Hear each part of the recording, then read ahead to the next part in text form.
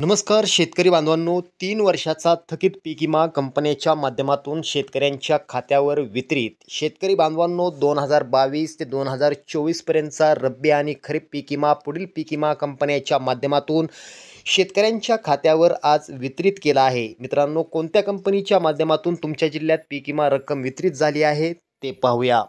मित्रांनो, भारतीय कृषी विमा कंपनीच्या माध्यमातून वाशिम, बीड, बुलढाणा, सांगली, नंदुरबार या जिल्ह्यातील शेतकऱ्यांच्या खात्यावर पीक विमा जमा झाला आहे. मित्रांनो, SBI जनरल इन्शुरन्स कंपनीच्या माध्यमातून लातूर जिल्ह्यातील शेतकऱ्यांच्या खात्यावर पीक विमा वितरित केला आहे. मित्रांनो, ओरिएंटल इन्शुरन्स कंपनीच्या माध्यमातून अहिल्यानगर, नाशिक, चंद्रपूर, सोलापूर, जळगाव, सातारा या जिल्ह्यातील शेतकऱ्यांच्या खात्यावर पीक विमा वितरित केला आहे. मित्रांनो, युनायटेड इंडिया इन्शुरन्स कंपनीच्या माध्यमातून नांदेड, ठाणे, रत्नागिरी, सिंधुदुर्ग या जिल्ह्यातील शेतकऱ्यांच्या खात्यावर पीक विमा वितरित केला आहे. मित्रांनो, ICICI लोंबार्ड जनरल इन्शुरन्स कंपनीच्या माध्यमातून परभणी, वर्धा, नागपूर या जिल्ह्यातील शेतकऱ्यांच्या खात्यावर पीक विमा वितरित केला आहे.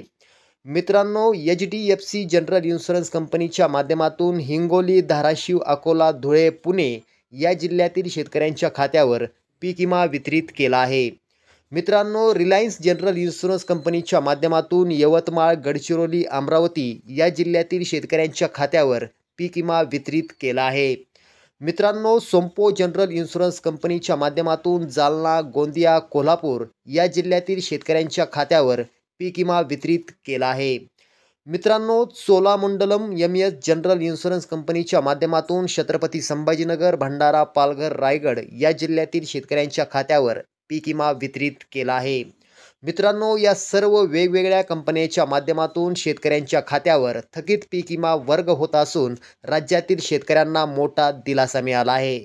अशाच नवनवीन अपडेट मिळवण्यासाठी चॅनलला सबस्क्राईब करा. या ठिकाणी थांबतो. धन्यवाद.